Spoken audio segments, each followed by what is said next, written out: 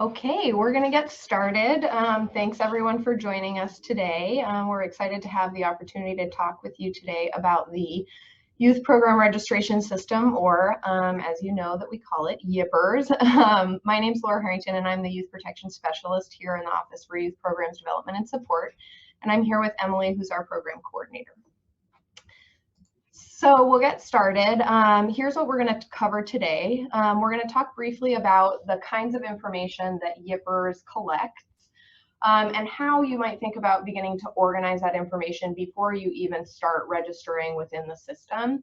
And we're going to go through some examples and then actually do a walkthrough with a fake program that Emily and I created so that you can get a feel for the registration system itself.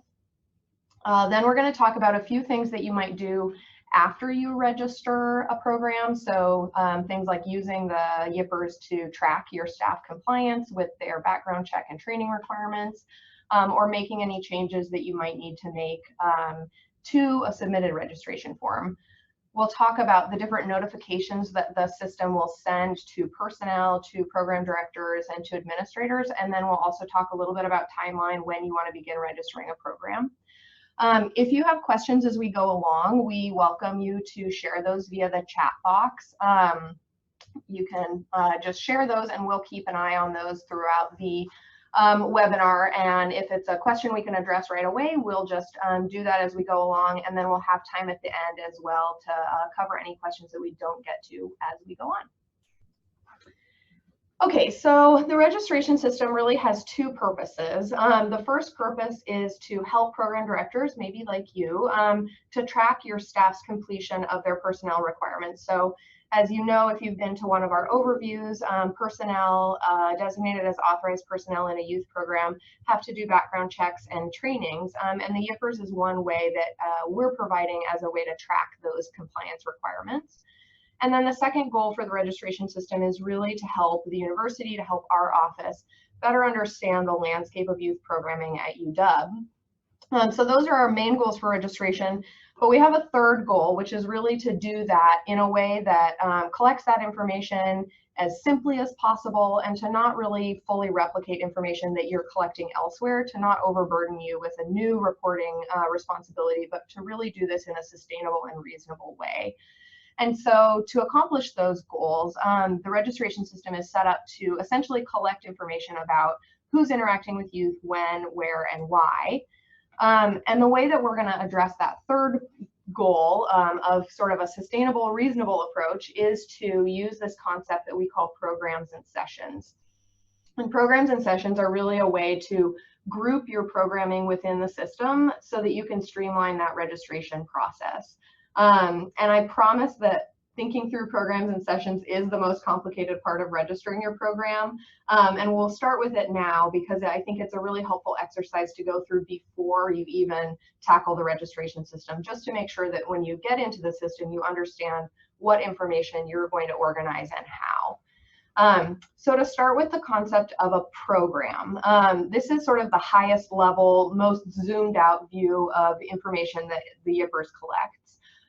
Confusingly, obviously, it's also what we call our organizations often at the UW. So you may work for a youth program, and then here you are asked to register your program. And those things may actually be different. So just keep that in mind as we go along. When we're talking about programs as a YPRS concept, we're really thinking about it as youth programming. So a program of activities or engagement that you're offering to your youth participants. So our definition of a program within YPRS is really an event, an activity, or research that has a specific goal or purpose and a specific audience. So given that, your unit may offer more than one youth program. If your programming has different goals, for instance, or if you have different target audiences that those programs are geared towards, it should be registered as separate programs within the registration system. So maybe you offer summer camp, and then also an enrichment program that happens throughout the year on the weekends. And each of those would be considered separate programs within the registration system. So underneath programs is this concept of sessions. And sessions are really an iteration of that program that you're offering. So you may have a single session program That's really the same activities, the same staff, and the same group of participants. So you can think of a single session program almost just as an extension of the program, but collecting data at a little bit of a more zoomed in level. You may, on the other hand, have a multi-session program. And so that's really where you're offering the same activities either at various different times, maybe to different participants, or that are staffed by different personnel. So one example of this would be if you had a summer camp that was offered in July and then again in August. Each of those would be a session under your summer camp program. And one thing that's important to know about the session level is that this is the level where you designate 3 other sort of important bits of information. It's where you designate which personnel are doing the interacting with youth. It's where you designate the dates and times where those interactions are taking place. And that is in the system called occurrences. And you're also at the session level reporting the locations of where you're interacting. So sessions essentially link together who is doing interacting when and where with youth. So sessions are a way to really think about grouping like activities based on those commonalities of location or schedule or personnel. And really what we want to say more than anything else is that our goal is not that every single interaction that you have is a session.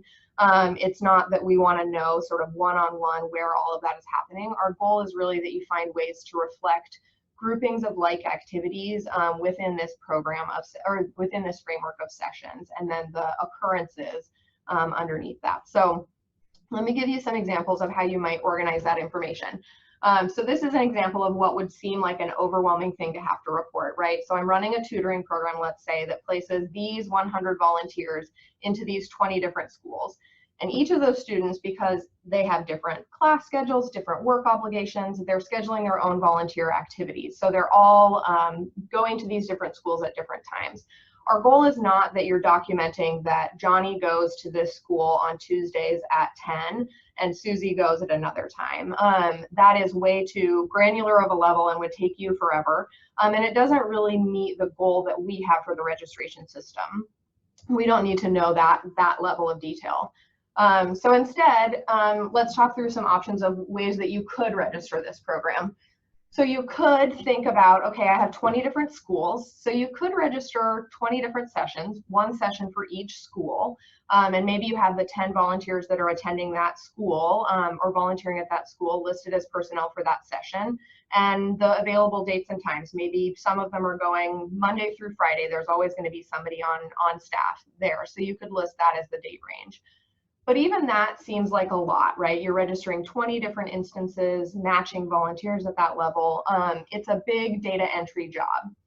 So instead, another option might be to look at what are commonalities about these locations that you have. Maybe you want to group by school district. So for instance, maybe you have a group of volunteers that are at these 10 different Seattle public schools, and then 5 different North Shore School District schools, and 5 other Lake Washington schools. So you could instead have 3 sessions dictated by the school district instead, and then all of the associated volunteers and all of those associated schools are registered as personnel and locations for that school district. That would meet the goal of us knowing essentially which group of volunteers are going to be in which locations for which times. Or you could also think about another commonality. Maybe half of your volunteers are in middle schools and half of your volunteers are in high schools. So you could have 2 sessions in this example, grouped by high school and middle school. And again, you would group all associated volunteers with their high schools under that same session of high schools, with 10 locations listed for those various high schools and 100 volunteers, let's say, listed there instead. So let's go through one other quick example just to sort of hit home the level of detail that we're looking for again. Let's say I run a sports camp and I have 5 different camps that run during the first week of July, 8 camps the following week, and then in the first week of August I have 10 camps. So you could enter them each as a session, right? So that would be 22 sessions, but again, that's a lot of information for you to have to reflect. So instead you could group them by camp focus. So I could have 5 sessions, 1 soccer camp, and it has all the various 3 time frames, a baseball camp, a volleyball camp, etc. That's okay in this example because it's only 5, but if each of those 22 camps had a unique focus, that's again sort of seeming like a lot of information to enter. So what we would probably recommend in this instance instead is that you group it by the time frame. This is nice because it allows you to group the personnel who, if they're all staffing the same week in July, would all have to have their background checks and trainings done by the same start date. It allows you to sort of group based on those personnel that would be staffing July camps or August camps. And that might streamline your sort of tracking process and preparatory process as well. One thing to note about this before we move on is these are simple examples in that we're assuming that sort of all the activities that are happening within these examples are the same. But for instance, if my swim camp was an overnight camp and all the other camps were only day camp, if your activities have something that's really different as an attribute or sort of a schedule of activities or something that you're doing, you'd want to register that separately because it has different expectations, right? Different activities that you're doing. So just keep that in mind. If your program activities are roughly the same across all of that, you could group them in these ways that we've talked about, but then you might want to have an overnight camp registered separately since it involves slightly different risks and different staff expectations. So revisiting our goals for registration, again, we're wanting to understand generally who is interacting with youth, when and where and why, but we really want to help each individual youth program at UW find a way to do that reporting and reflecting in the registration system in a way that is reasonable and sustainable and that allows those goals to be met without a ton of additional work or going down to that level of like intricate detail that doesn't really need to be met by our expectations. So some tips we would provide is to really think about what are the existing groupings that you have in your programming. How do you already organize them in your minds, in your budgeting, all those other ways that you're already grouping programs. Think about those and whether you can replicate some of those existing structures in your registration. You can also consider some other creative but logical ways to group information, like grouping it by dates or grouping it by high school districts, things like that instead. And then the bottom line is really that you ask us, reach out. If it's starting to feel overwhelming to reflect your programming within this structure, think about maybe moving up a level of information and think about, are you using programs and sessions in the same way that we're talking about here, or are you going one level deeper into that level of detail that maybe we can help you think creatively about some other solutions. So now we're going to walk through a sample registration using a fake program that we've created. So as an office of all social workers or soon to be social workers, our pretend program is that we're an outreach program at the UW School of Social Work. And as the outreach arm of social work, we're going to run 2 programs that count as UW youth programs. We're going to run some summer camps, and these are 3 different week-long sessions that are in July and August. And each of them are on a different topic, but they have the same general structure and operations, but different staff. And then the second program that we'll register is that we have a spring visit day, our spring fling, which is a single session, big group event to come and bring high school students to the School of Social Work and get everybody excited about what it is that we're offering. So in our fake scenario here, we've already registered our spring visit day, but we're going to register our summer camps together. So let's go to the registration system and input that information. All right, so when you first get into the registration system and follow that link, it's going to take you to a sign-in page. You're going to log in just with your UW Net ID and password, and then we're logging in here. And since we have already registered that program that Laura had mentioned, we have this registration management tab. And that's something you'll see that will appear once you've already registered programs. But for now, we're going to register our new program, those summer camps. So we're going to click register a program. So first off, we have our in-scope questions, and these are in place to help you determine if your program, event, activity, research, etc., is in scope of the APS 10.13 policy and thus needs to register. And then this also helps you determine if you are a UW program or a third-party program. So we'll say, yes, youth are a primary audience of our program. Since we are the School of Social Work at UW and we are responsible for the operation of this program, we are going to say yes. And this question is just to screen out people who are out of scope. So we'll say, no, we are not a program related to providing clinical services.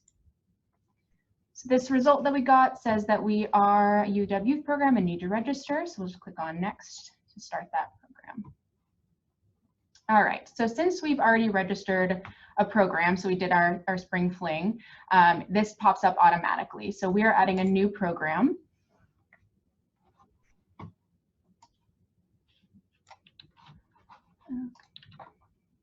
So we'll just do that here, create a new program, and just start filling in this information. So this first box just asks about a brief description or purpose of our program. So we're saying it's for middle school youth. They're going to participate in these summer camps to introduce them to social justice topics and social work as a career. And just a little brief, we run 3 camps that cover these different topics. So the second question asks if you want to be added to our youth program directory, which is on our Youth at UW website. If so, like it mentions, it'll just link this job description and URLs and just provide that information to the public. So we'll go ahead and say yes. Right, put in our URL here, fake URL for our fake, for our fake program.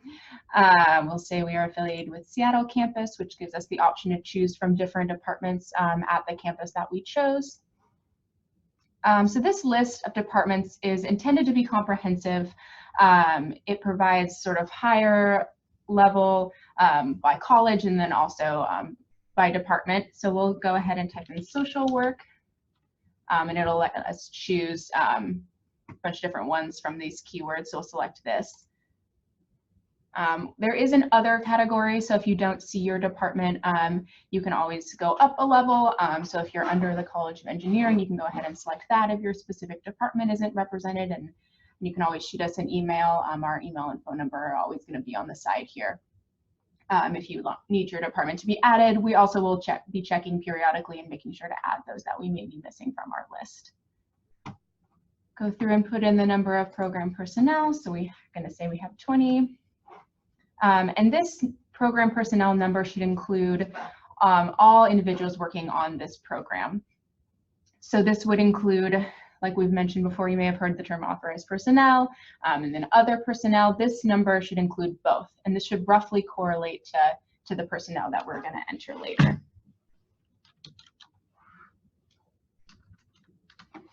We just got a question via the chat box. Can we ask questions using the chat box? And please, absolutely chime in with your questions as we go along. All right, so we're going to continue on. We'll enter the minimum age and maximum age. So we're doing middle school youth, so we're going to have 10 to 14. And then we have program type. And we're going to go through here. We'll say we are going to be a college access program. We'll also be educational enrichment and a summer program. And just a real brief, so we talked about here with campus affiliation, we are the UW School of Social Work based at the Seattle campus, so we selected that. This does not necessarily mean that we are operating out of the Seattle campus, like on site here.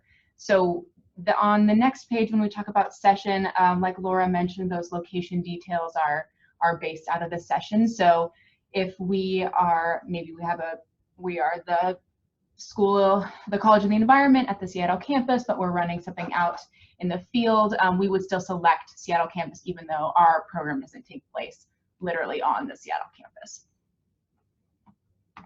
All right, to continue on, so we have 3 different people that we will be adding here or more. So there's some differentiation here that I'll try to reflect. And this might be a confusion point, so let us know when you're registering your program if you have questions here. But so we have, first off, so program contacts will automatically put in the person who is registering this form. So we are the UW Office for Youth Program Development and Support, or OIPDS. So we are already listed here as program contacts. We will still need to put in department heads and program director. So for the department head, we're looking for the person who is kind of having oversight over maybe the smaller department that's putting on this program. So this is the individual who, if there are issues of compliance, the issues can be escalated to that person. And kind of, if you're thinking about it as far as like who this might be for your program, it might be like your boss. And this person will be able to log in, and they would be able to register or to see your registration and edit anything. So when you're thinking about who you want to put here, whoever you think would be responsible for your program in the instance that there needs to be compliance issues addressed. So we will put that person as the head of our program, Caroline. She's our director. We'll check her here. So we are selecting this person there. You can always remove people, and you can add more than one. And that box will allow you to search the University of Washington directory, either by name or by UW NetID. So for instance, if we were trying to add Emily, there's about 10 Emily Smiths at UW. So that would be slightly harder than searching for the one Caroline Shelton. We can see that next when we try to add me as a program director. So program directors are the person who's ultimately responsible for administering the program. They will be responsible for making sure all the personnel requirements have been met, so making sure all their personnel have done the trainings and that their background checks have been completed before the program starts. Additionally, they will always be listed as authorized personnel. As one of the definitions of authorized personnel is having like responsibility and care over youth. As the person who has responsibility for the youth program, they have that responsibility. So you'll see as we add individuals here, they'll show up on the next page under authorized personnel. You do have the ability to add more than one person in this role and in the program contacts role. And anyone added in either of those has the ability to go into the system when they log in, see this as one of their programs, and edit as needed. So we'll go ahead and add me, Emily Smith, as a program director. So we'll go ahead and add here. So I can show you first. I'll search by my name. And here we have all the Emily Smiths. So you want to make sure you select the proper person. This is me right here. So I'll just hit select. And there I am. So that's it for the program level data. Now we'll go on to our first session. So as we talked about before, figuring out your sessions and what counts as a session or occurrence or program can be a tricky thought exercise, and it's best to think about that before you get into this section. But so we've already thought about this program as more than one session. So we'll be going through this multi-session. We'll be going with the multi-session option. This checkbox for if your program is a single session just helps to automatically make the name of your program also the name of your session and take away the option for this add another session button. If you're a multi-session program, you'll just skip this checkbox and go right into entering information. So as we're a multi-session program, we're going to do that. So we'll start off with our first camp. We have one camp in July. And we'll say, let's say, so this will be multiple days. So it'll start, let's say, on the 13th, and it'll go until the 17th. Oh, that's kind of a weird week, but whatever. So say this is our week-long camp. This will populate, since we're doing multiple days, all the dates from start to end date. If, for example, we're not doing this Tuesday for some reason, you can use this feature to click on and off any extra days. Single day is pretty self-explanatory with just a single day, but I will go through recurrence as well. So we will say, so we'll still have the same start date, and we'll say it repeats daily, and then we can have until the 17th. And this has the same function. The good thing about using recurrences instead of multi-day is that you don't have to click on and off every day. If it's every Tuesday, Thursday, you can easily reflect that here. And we just got a question about recording this webinar. We will be recording it and posting it on our website, so you will be able to view this again, or if anyone wasn't able to make it to this webinar, they will be able to do that. And one thing to note is, so the reason these dates are weird is when we were generating our fake programming, we meant for them to be 2020. And it's a good thing to point out that we're not expecting folks to register events in the past. So don't worry if you're thinking about all the amazing youth programming that you've done in July of 2019, you're not required to register that, only that great stuff that you're gonna do in 2020 and onward, yeah. And we'll talk more about the timeline at the end of the session, both in terms of what events you need to register and what a good timeline and work schedule for yourself doing that work is.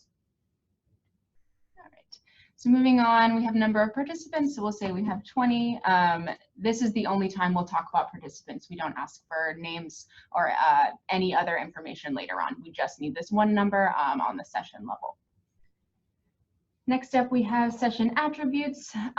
So we'll go through and we need to select either yes or no to each of these questions.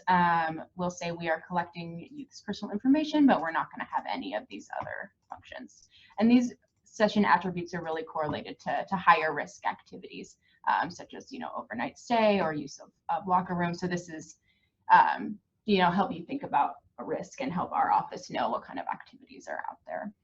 It's also a good way to think about some of those activities and how you might differentiate sessions, as I was talking about before. If you're trying to group sessions that mostly don't have an overnight stay, but then one of your occurrences does, this attributes list is a good way to differentiate for sessions in your head and think, oh, I need to designate that overnight stay as a separate session, not grouped with my non-overnight day only stays. Yeah, and then another important point to make that somebody just asked a question about. So this number of participants, we want to know about youth participants. And an estimation here is fine if you are expecting a mixed group and you're not completely sure how many exactly youth participants will be. And that reminds me of another consideration. On the previous page, we ask about age range. If you're having an all ages event and you don't have a narrower range, you can always say 0 to 18 just to cover your bases, assuming that any number of youth might be there from any different age range. Okay, so last up before we do personnel is location. So this location box just asks generally, is it held on campus, any of those UW campuses, off campus, or both? So we'll say for this program, we are going to be at the School of Social Work building on campus. This pops up a box for us to provide some more detail. So we do have the option here to either enter in information with this text box or use the location files upload. This is especially helpful if you have a lot of detailed locations and maybe you have that information elsewhere and you just want to upload a list of all that you already have and not duplicate info. That's great. So you can just select to upload here. For our program, we're just going to be in the School of Social Work building on campus, so we'll just put that name and address in here. All right, so finally we're here to authorize personnel and other personnel. So for this example, we said on our previous page that we had 20 program personnel. So in theory, we would want to have those 20 personnel reflected here, either as authorized or as other personnel. So the definition for authorized personnel is right here. So we want this to be all people who are participating in your program as staff or as volunteers that have caregiving, a chaperone, a supervisory responsibility for youth, or would somehow be unauthorized. Or sorry, not unauthorized, unsupervised when they're participating with youth.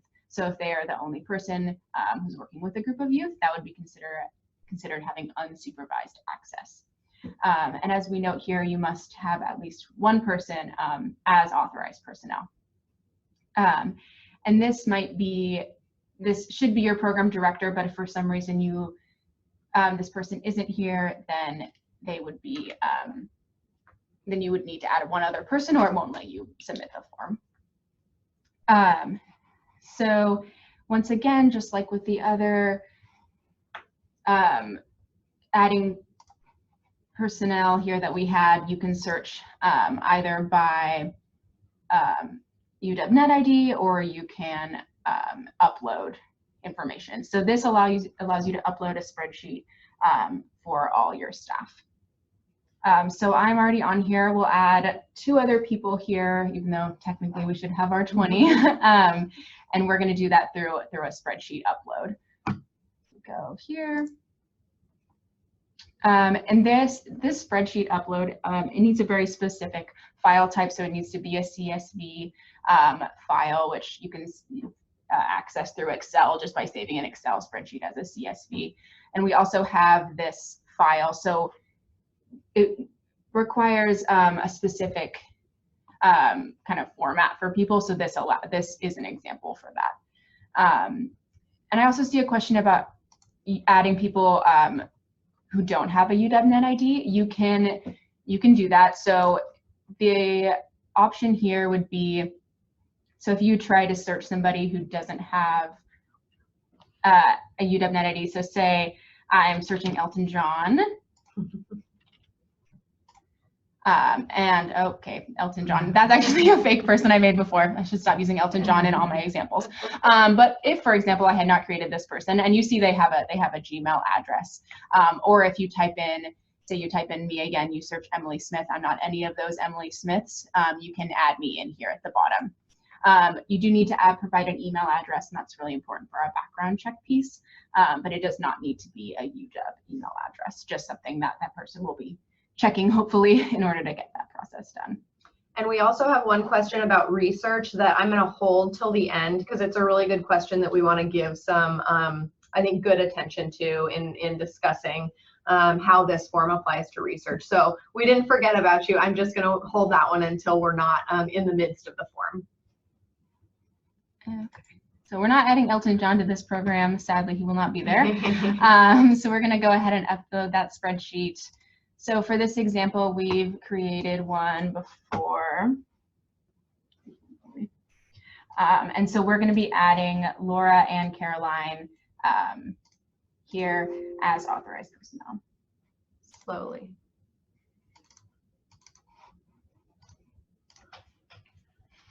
Okay, so it's just double checking to make sure we got all those fields.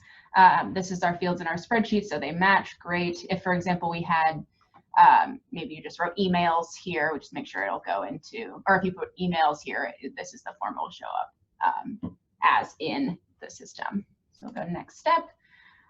So these are our people that have been in our spreadsheet. So we're going to want to make sure we say yes, include this. We got first name, last name, email, and same for Caroline.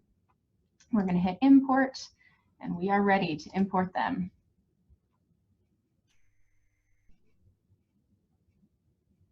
Okay, finish. And so now these 2 individuals are showing up here as authorized personnel.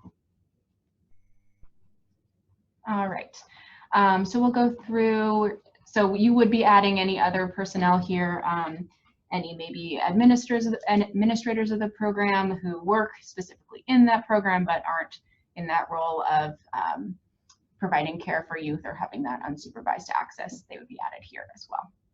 One thing to note, if you are uploading a spreadsheet of all your staff, you will need to separate them into authorized and other. So this is where we'd upload a spreadsheet for all authorized, and this is where we'd upload one for all other. So since our program is 2 sessions, we'll add another. And our next one is going to be August. And we'll go through the same thing.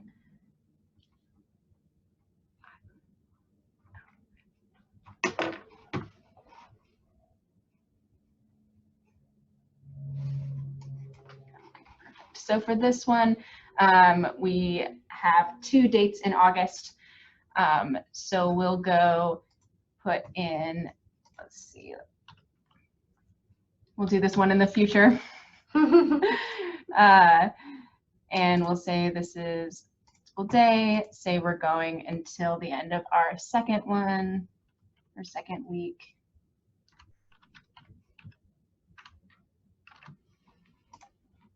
And then we know we're not going to be here on the weekend, so we'll take off those 2 dates. And then we'll go through and enter our number of participants. Say we have 40 for these 2. And then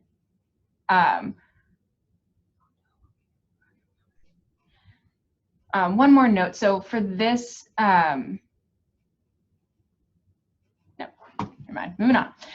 Okay, so we'll do session attributes again. So we'll say yes to the first one, no to all these. Once again, we are on campus and we are in that same location.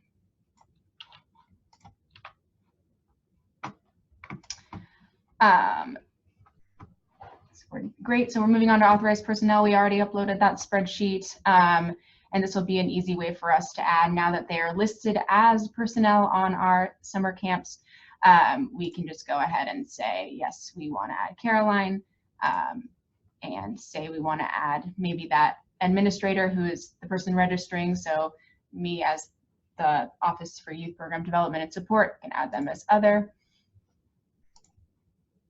Go. And we had a great question about whether it's reasonable to add all volunteers. Let's say you're running a super high volume event, you have 1,200 volunteers, to list them as other personnel. And it's a great question, and we really want this system to track all the folks that are involved with programs. If your volunteers are, if you're registering that number of volunteers, you probably already have a list of them that you can upload relatively quickly, switching it over to a CSV file and doing that. We can certainly talk about your volunteer structure, and if you have folks that you think really don't pertain to the youth program activities of your event or your program, we can talk about that distinction.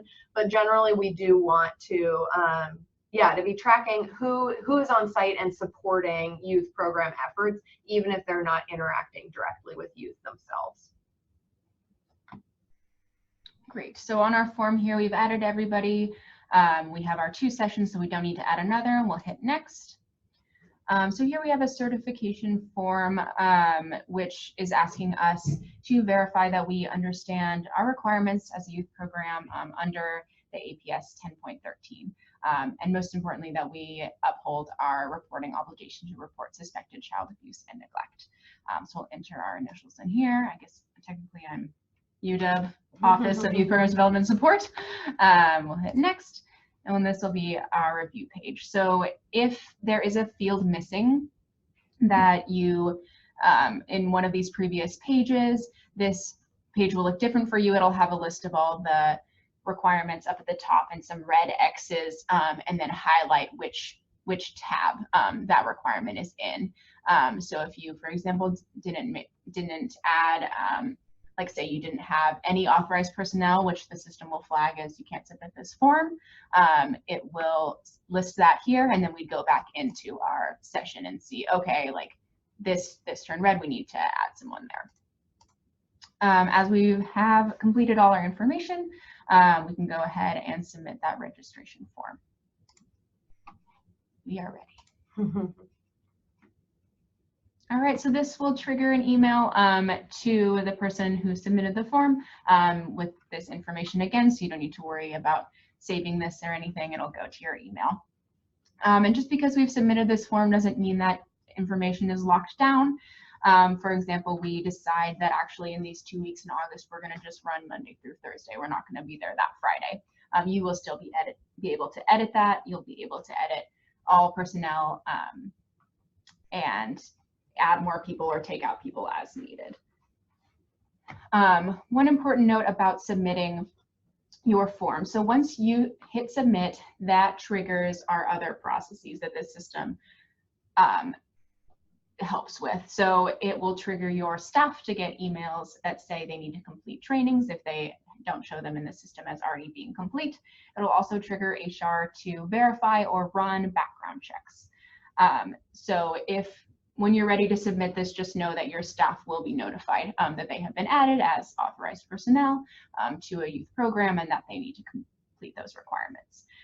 And as we mentioned before, you can definitely add new staff as you go, especially with the difference from, huge variety in hiring processes and when that's happening. You definitely can add more people as you go, and as you add them, then they will get those emails about training, and that will trigger those background checks for them.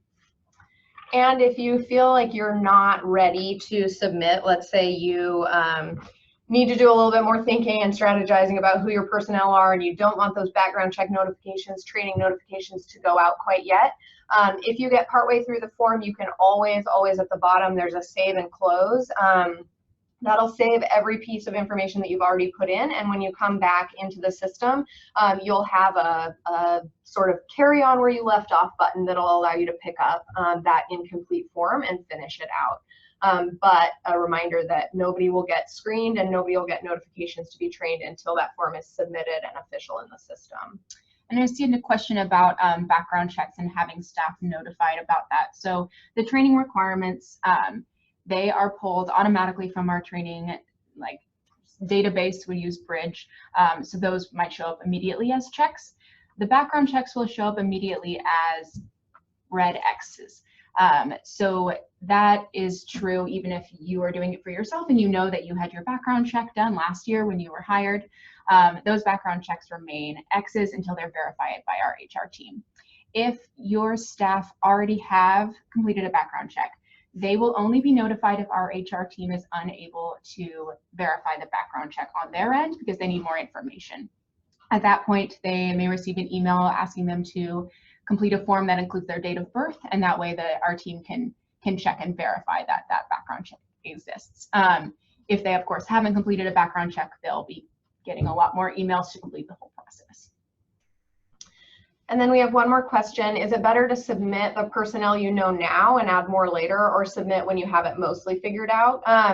And I would say if you know the details of your program are pretty established, you feel confident about those authorized personnel that they're not going to drop off at the last minute, go ahead and enter the program. If you know all your details, register the program early. It's not a bad idea to do that.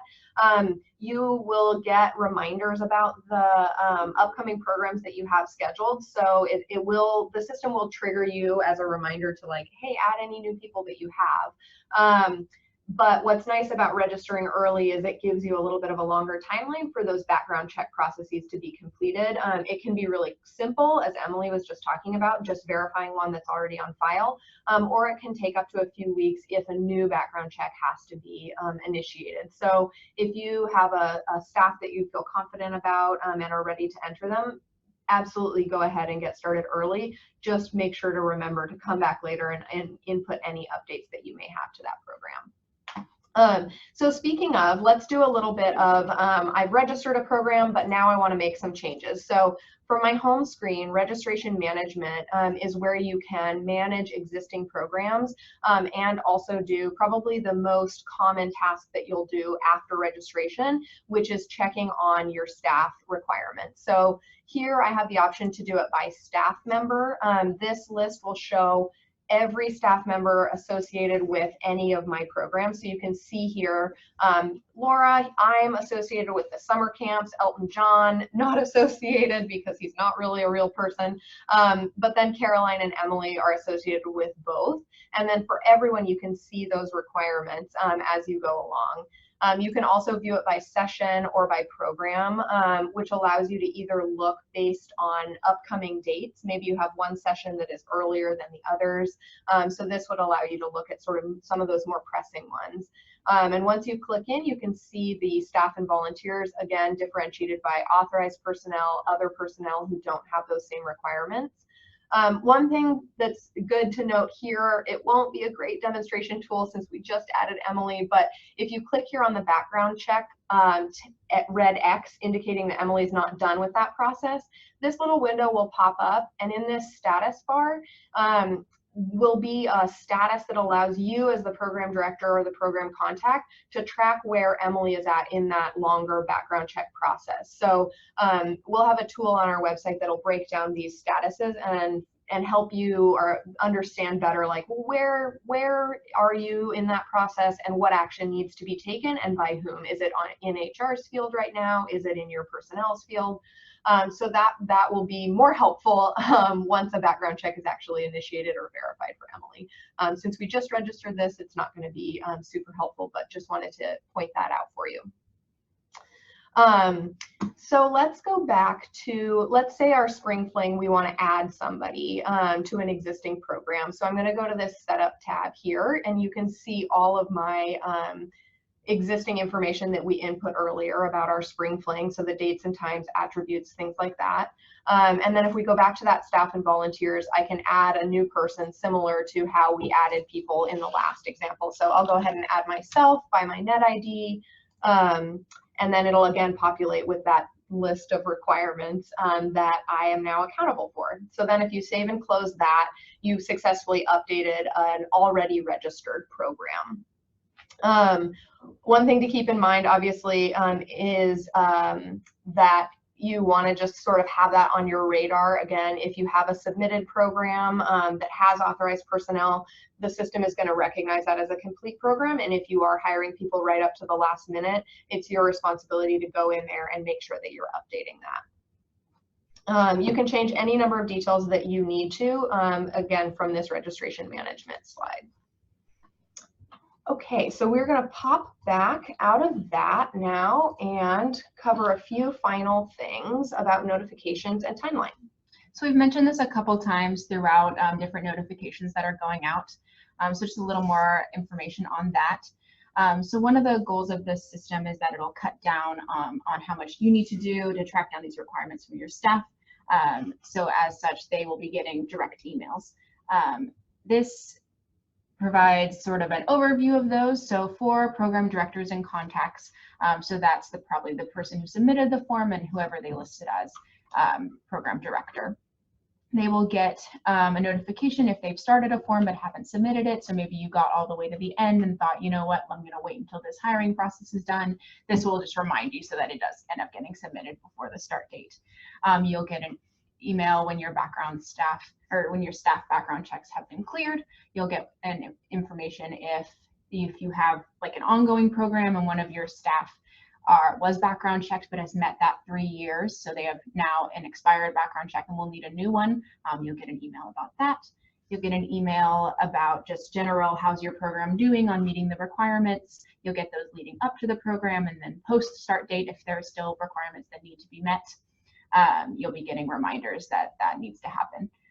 And then you'll get an email when your program has met all the requirements and you're in compliance. One thing that's important to note is one notification you may notice is missing is if your staff don't pass a background check, that is not going to be recorded via email. You're going to get a call directly from HR. In the very small chance that that ever happens, that won't be via email. That'll be direct from a phone call from HR. And we'll talk a little bit about re-registration, but you will get a reminder to re-register on a yearly basis. And then authorized personnel will get notifications, as I mentioned before. They'll get instructions to complete the trainings. They'll get a reminder to complete those trainings. And then with the background check process, they'll get notifications as needed if they need to complete a new one. A DNA form, so disclosure and authorization form, an A-check invitation, and then they'll get notified as well that their background checks have cleared. And I see a question about background check costs. So for this fiscal year, our office, the Office for Youth Programs Development and Support, will be paying for all the background checks. And this is the best way to verify that we will pay for them. For any background checks that come through this system that get routed to HR that way, HR will know to bill us and not individual pro card holders.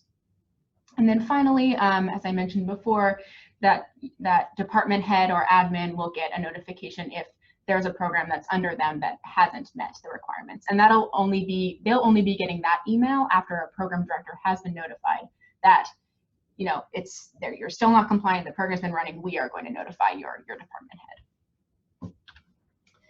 Okay, so finally, just to talk about when to do all of this. So the registration requirement kicked in as of November 1st of this year. So we're asking that all programs that were operating as of November 1st and will continue after November 1st register. So if you have a quarter-long mentoring program, for instance, or something that is year-long that you'd already kicked off but will continue past that date, those activities should be registered, and then any events that are initiated or begun after November 1st, 2019 as well. If you had programs that wrapped up completely before November 1st, 2019, you're not required to register those. And we're recommending that folks start the registration process about 30 days, I almost said 30 minutes before your program starts. That's wishful thinking. About 30 days before the program starts, just to again allow time for you to have your authorized personnel move through that background check requirement.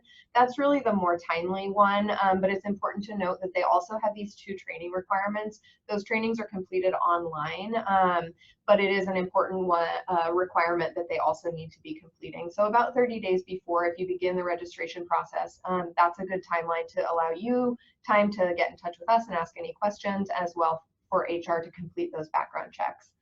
As of your start date, your program start date as designated in the registration form, all of your authorized personnel should have completed their background checks and training requirements. Again, you'll receive notifications if that's not the case, or if that is the case, to let you know, and you can always log into the system to track your progress as well. On an ongoing basis, you'll register, log any changes to those programs that you have registered. So if you do have personnel changes at the last minute, you change the location, or you have an inclement weather day and you need to reschedule, you add a new session, etc., you'll want to log those changes in the registration system using that registration management tab that we covered. And then annually, you'll need to re-register any reoccurring programs. So if you run summer camps every year, it's not just a one and done that you register your 2020 camps, you'll also register your 2021 camps and your 2022 camps, etc. And the system will allow you to copy over a fair amount of that information so that you can essentially duplicate what happened in 2020, change the dates to 2021, add your new personnel, and make those more pertinent updates, but not enter a lot of that basic information that's likely to stay the same from year to year. So that is the end of our information. I want to circle back to the research question because it's a really great question. And we have a tool on our website that maybe I can navigate to quickly. Let's see if I can find it. This is a good live test. That talks through a little bit about registration for researchers, because some of the questions in the form are a little bit different. So this is our Youth at UW website. If you haven't already checked out, this is our landing page. And then from here, if you go to policy resources, to the policy resource guide, this is your one-stop shop for everything APS 1013. And if you come down here to registration requirements, we have a how-to resources page for the registration system that gives you a link to the registration system. We'll upload this webinar there. And then if you scroll down, more information about UW programs and third-party registration. And then we have this area of tutorials. And one of the tutorials that might be helpful for researchers is just this page that sort of translates some of those phrases and fields in the Yippers to sort of more research language. And one of the things that it says here is sort of related to the question that was asked earlier about the number of participants. For research, a lot of our research programs or research projects are going to be exactly as you said, ongoing. And so the way that we recommend you enter that information is to really think about a cycle. So maybe it's a year, maybe it's a quarter, depending on sort of what makes sense for your data collection schedule, and to then group things accordingly. So if you're seeing research subjects that are youth on an ongoing basis for a year, maybe you're anticipating that you might see 200 youth participants in a year. That's okay to estimate in that kind of grouped way, to just give a rough estimate of how many youth subjects do you really think you're going to have And again, maybe you're drawing, I think especially for researchers, if it's IRB approved, human subjects approved research, you can draw heavily from your IRB approval materials to fill out a lot of the fields in that form. Other questions that we missed, or feel free at this point, I think you can unmute yourselves if you want to ask a live question, but we're available to answer anything or to clarify anything that we've covered that you missed or that wasn't clear. Just let us know, and we'll take the last 5 minutes to do that. So another question, follow up on research. If a person is working with a child's data, not the child themselves, should they also be registered? Yes, so electronic communications or information processing, data processing about youth does fall in scope of this policy. The one exception to that, one sort of nuance there is that you would want to register these activities, but some of the privacy related content that is also part of APS 10.13 might not apply, but you would definitely want to register that activity since it does involve interacting with youth and youth data. And we're happy to go more in depth with that. Certainly research is one of our big priorities as we roll out this policy and these resources. We know we have a lot of outreach to the research community, and so we're looking also for nice research champions who can help us think through all these questions that we're likely to get from researchers.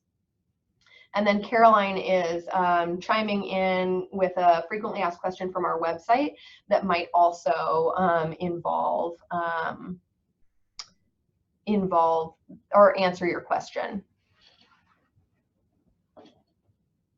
Yeah, so I think what this FAQ is getting at is, as Laura was mentioning, if you are interacting with a youth virtually and getting that data, that is something that would need to be registered. If you're not having any in-person or virtual interactions, then that won't fit under the requirements of this policy.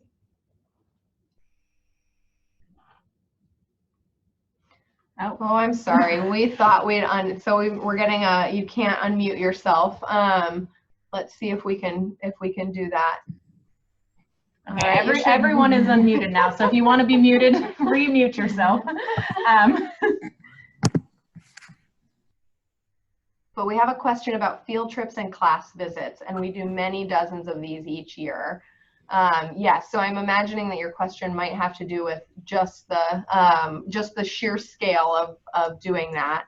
And one of the things that we can help with is sort of cleverly using the calendar feature in the registration system so that you can sort of mass list things like that. And we're happy to sit down and work through that with folks individually. We've been doing a lot of sort of one-on-ones where we get a download about your programs and then talk through some strategies as well about how you might register it. So certainly feel free. This is just meant to be a really quick introduction to the system, but we know there's lots of follow-up conversations to come. Yeah, give us a call and we'll schedule that one-on-one. And sorry that the unmuting is not working and then maybe working for folks who didn't intend it. Yeah, and that offer to talk one-on-one about through your programming is open to everyone. We're available to email one-on-one, to talk one-on-one, to meet in person to help with this system because it's new for us and it's new for everyone. Well, if there's no more questions now, thanks again for joining us and for your time and for your work in taking this on and doing this important work to better take care of our youth. We really appreciate all the wonderful youth programming that's happening at the UW, and we are here to support you and really look forward to working with you. So thank you all so much, and please be in touch as questions come up.